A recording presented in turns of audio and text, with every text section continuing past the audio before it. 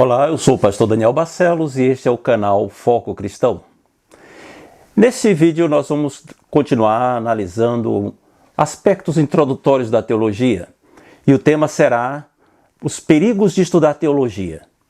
Na verdade, é um risco que algumas pessoas levantam porque conhecem fulano que começou a estudar teologia, se matriculou no seminário e aí foi esfriando na fé, se tornou formalista, etc. De fato, isso acontece. Mas não é apenas em teologia que acontece.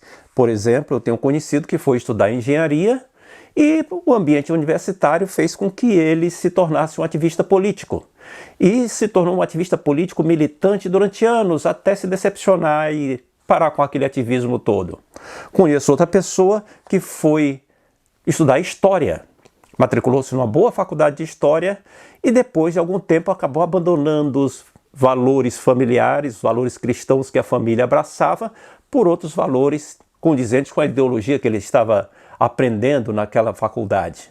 Uma terceira pessoa foi estudar biologia e aí se tornou ateia. Isso acontece. O problema não é nem da engenharia, nem da biologia e nem da história. É da pessoa que não estava preparada para aquele ambiente onde ela foi estudar. O ambiente onde foi estudar. Em teologia isso não é tão perigoso, porque o ambiente onde se estuda teologia é um ambiente mais saudável. Mas existem alguns perigos, sim. Nós temos que analisar isso e existem alguns perigos. O primeiro que eu quero analisar é o perigo da precipitação. Existem pessoas que vão estudar teologia antes mesmo de terem um conhecimento doutrinário básico. E o conhecimento doutrinário básico das doutrinas fundamentais da fé, os princípios da vida cristã, os princípios de comunhão com Deus, referentes à leitura da Bíblia, amadurecimento, as doutrinas fundamentais, não são para serem estudados numa faculdade de teologia nem num seminário. Elas devem ser aprendidas numa escola dominical, na escola de ensino bíblico da igreja, e não numa faculdade. É ali na igreja onde esses fundamentos têm que ser assimilados. Quando a pessoa se converte e entra logo numa faculdade de teologia, ela está se precipitando. Ela tem que primeiro amadurecer na fé, um mínimo, para depois pegar um caldo mais grosso. Não é admissível que uma pessoa que não tenha o segundo grau pule do primeiro grau direto para uma faculdade. Não, ela tem que ter maturidade ali. Quem não tem o segundo grau não pode cursar história, nem biologia, nem física numa faculdade.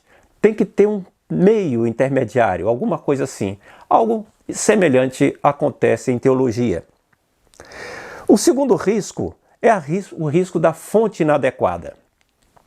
Muitas pessoas vão estudar teologia e, ao invés de se matricularem num instituto bíblico ou num bom seminário, começam a ler livros e consultar sites e ver coisas no YouTube, etc.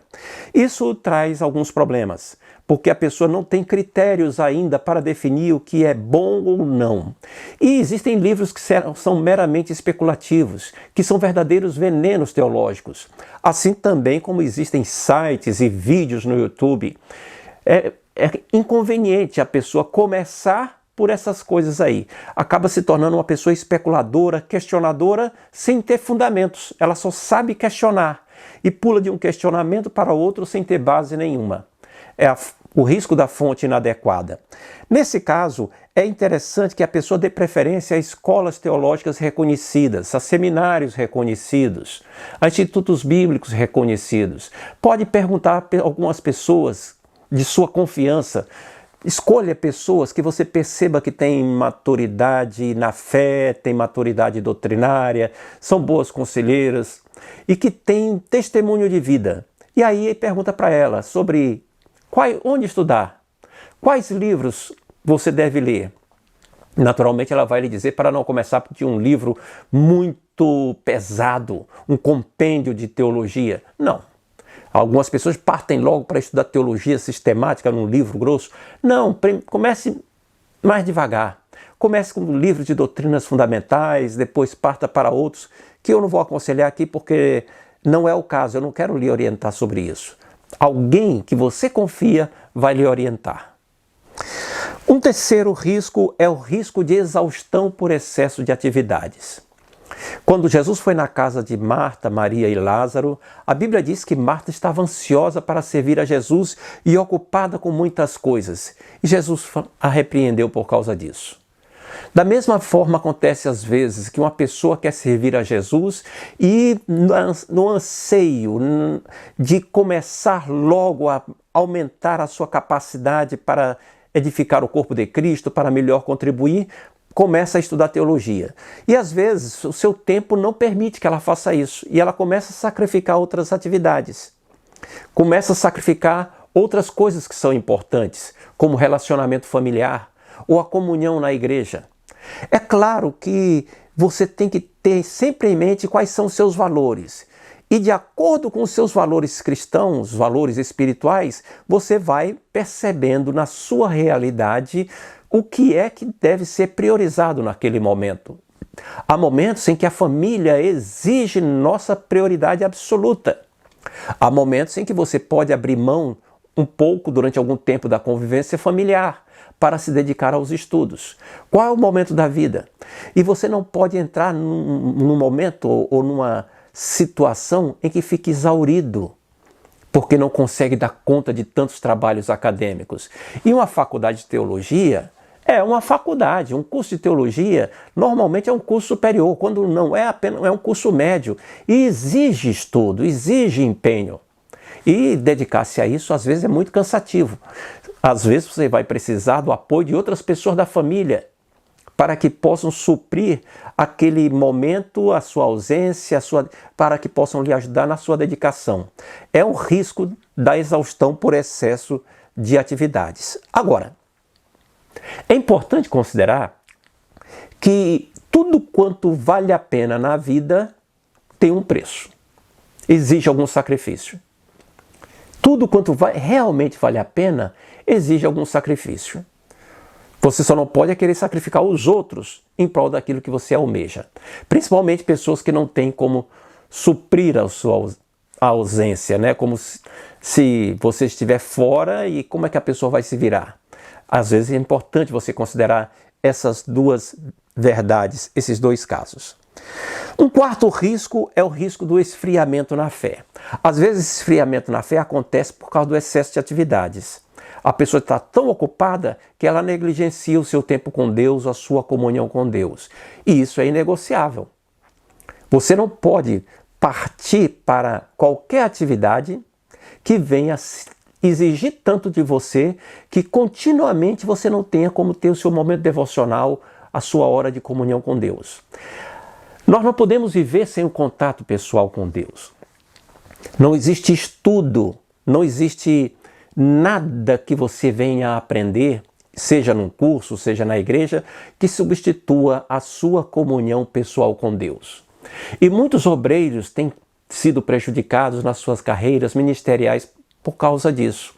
Se dedicam tanto aos trabalhos da igreja que param de ter vida com Deus. E aí esfriam na fé. A culpa não é da teologia, é da maneira inadequada como a pessoa empregou o seu tempo. Ela não tem controle correto das suas atividades. Um quinto risco que existe ao se estudar teologia, que pode lhe atingir, é o risco de se escandalizar. Por exemplo, a pessoa vai estudar num curso de teologia, num seminário, e acha que agora vai aprender tudo, que todo cristão maduro sabe. Chega lá, ele se depara com uma série de opiniões diferentes. Professores têm opiniões diferentes sobre o mesmo assunto. Teólogos têm diferentes opiniões sobre o mesmo assunto. Teólogos famosos, autores de livros, pensam diferente sobre o mesmo assunto. E aí a pessoa fica chocada. Ela desanima, fica escandalizada. Então não tem como eu saber o que é certo. O que acontece é que nem tudo quanto é doutrina tem o mesmo peso. Nem toda verdade espiritual tem o mesmo peso. Existem doutrinas que são fundamentais e existem outras que não são tão fundamentais. Existem doutrinas que são importantíssimas, basilares para a fé. Mas existem outras que são doutrinas que são para a edificação. E se você pensa diferente, aquilo não lhe atinge no que diz respeito à sua salvação. Deixe-me dar um exemplo. No que diz respeito ao crescimento espiritual, a trabalho para o Senhor, a evangelização, a dedicação de ajudar os necessitados, a caminhada para o céu, que diferença faz se você é dicotomista ou tricotomista? Ou se você acredita que as duas testemunhas de Apocalipse 11 são Moisés e Elias ou Enoque e Elias? Isso não faz diferença nenhuma. São questões adiásporas. Então, não tem razão de ser de você ficar se preocupando demais com isso. Existe espaço dentro do cristianismo para opiniões diferentes em alguns aspectos. Os aspectos fundamentais estão bem estabelecidos. E os teólogos tradicionais, os teólogos cristãos tradicionais, seja da linha pentecostal ou linha reformada, seja qual for a linha da pessoa, as doutrinas fundamentais estão bem sedimentadas. Mas existem questões que são secundárias. Um segundo ponto em que pode haver escândalo é com o nível de incredulidade e até de frieza espiritual de alguns professores. Quando você chega numa faculdade, você às vezes tem a ilusão de que todo mundo ali é quase que um santo. Só falta andar com asinha e auréola na cabeça. Os professores são pessoas que são extremamente consagradas. E na verdade não é isso que acontece. Você vai perceber que existem pessoas de Deus, homens e mulheres profundamente dedicados a Deus e que você desenvolve um respeito tremendo por eles. Mas tem outros que você vai perceber que têm opiniões que são completamente chocantes. Por exemplo, eu conheci um que duvidava da existência de seres espirituais do mal, que dizia que o diabo é apenas uma figura de linguagem. Como é que pode? É porque essa pessoa tinha uma contribuição muito grande, por exemplo, a dar na área de geografia bíblica. E os reitores daquele curso decidiram aceitá-lo assim. Outras faculdades, outros institutos bíblicos não toleram isso, mas alguns toleram. Então, o que é que você vai perceber? É que existe esse tipo de frieza espiritual. Mas você tem que notar que isso existe e isso é problema deles. Você não vai se escandalizar por causa disso, não deve se escandalizar. Você tem que ter firmeza doutrinária nas suas convicções para que você possa continuar servindo ao Senhor sem se deixar impressionar por isso. Existe um terceiro motivo de escândalo que dói muito. É quando na convivência com as várias pessoas na faculdade, no Instituto Bíblico, você começa a saber o que está acontecendo na igreja A, na igreja B, com o obreiro fulano, e aquele burburinho entre os alunos vão trazendo para você ciência de uma porção de coisas desagradáveis, desairosas, assuntos tristes, de ganância, que envolvem politicagem, existem até problemas de má administração. E você percebe que aquelas pessoas que deveriam ser exemplo, ícones, que deveriam ser padrão para os demais fiéis, eles são falhos, igual a qualquer outro cristão. E alguns têm um comportamento até mais recriminável do que outros cristãos. E aí as pessoas se escandalizam. O problema não é da teologia, o problema é dos seres humanos que você está conhecendo. Você vivia num mundo protegidinho, numa redoma, ninguém lhe contava nada do que estava acontecendo. Mas a realidade se mostrou e você tem que saber que ela é assim e cuidar para que você não seja. Como diz o apóstolo Paulo, aquele que está de pé, cuide para que não caia. Um outro risco que existe é o risco da pessoa se ensoberbecer. Achar que sabe muito, que está sabendo agora e considerar que aquilo não tem problema, que aquilo não é bem assim, fica questionando todas as coisas. Já na época do apóstolo Paulo, ele tinha problema com isso. Algumas pessoas que tinham crescido na fé nas igrejas que ele havia fundado estavam agora achando que sabiam tanto a ponto de menosprezar os irmãos, menosprezar a maneira como os outros pensavam. E Paulo manda um recado duro para eles e diz assim: olha, se alguém de vocês acha que sabe alguma coisa, não sabe ainda o suficiente. Porque esse conhecimento assim, ele deixa a pessoa vaidosa, soberba, inchada, mas o amor edifica. A pessoa fica soberba, mas o problema não é da teologia. O problema é da pessoa. Ela iria se ensoberbecer se começasse a ganhar mais dinheiro um pouquinho, ou se tivesse um carro novo, ou fosse morar numa vizinhança melhor, mais luxuosa, iria menosprezar os outros? Ou se tiver um cargo na igreja que lhe dê mais proeminência, vai ficar vaidosa? Então o problema não é da teologia, é da soberba que está no coração dessa pessoa. O coração dela é que está ensoberbecido e ela precisa se arrepender. O problema não é da teologia. Um outro problema que pode acontecer é o academicismo. O academicismo é como eu estou chamando aquela pessoa que desenvolve um conhecimento doutrinário, toma gosto pelo estudo teológico e começa a se aprofundar no estudo teológico pelo estudo teológico. Ela não dá àquilo que está aprendendo um viés prático. Ela não consegue trazer para a realidade das pessoas e para a realidade onde ela vive aquilo que ela está aprendendo. É como se ela vivesse numa torre de marfim. Essa figura, a metáfora da torre de marfim, é como se determinados intelectuais estivessem lá numa torre, uma torre de marfim, de um material nobre, isolados do mundo e vivem só para os estudos, para elucubrações filosóficas, elucubrações teológicas. Como acontecia em Constantinopla, lá na antiga Bizâncio, né? Em Constantinopla, pouco antes da queda, as pessoas discutindo quantos anjos podem dançar em cima de uma cabeça de alfinete? Porque anjo não tem matéria. E ficava discutindo coisas inúteis desse tipo. Esse academicismo, pessoas que ficam elucubrando sobre a natureza dos seres espirituais e debatem, querem discutir sobre os arcanos de Deus. Querem discutir coisas que nem a Bíblia revela, nem Deus revelou, mas elas acham que podem chegar lá por meio de suas suposições, e até consultando fontes extracristãs. Isso é um academicismo, serve apenas para alimentar a vaidade das pessoas. Esse é um risco que existe. Um último risco que eu quero abordar é o risco de se perder o foco do estudo. O foco do estudo de teologia deve ser servir ao corpo de Cristo. Servir ao corpo de Cristo.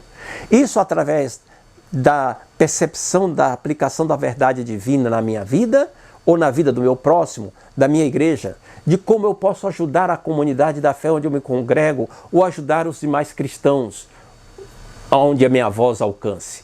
Esse é que é o propósito da teologia. Não é o saber pelo saber, nem para ganhar projeção, nem para conquistar cada vez mais títulos. A teologia tem que ter um viés prático. Ela tem que ter uma meta. A pessoa tem que buscar de Deus em oração o propósito pelo qual ela está estudando. Para que ela está estudando teologia? E perseguir a meta do para quê, e não a teologia pela teologia.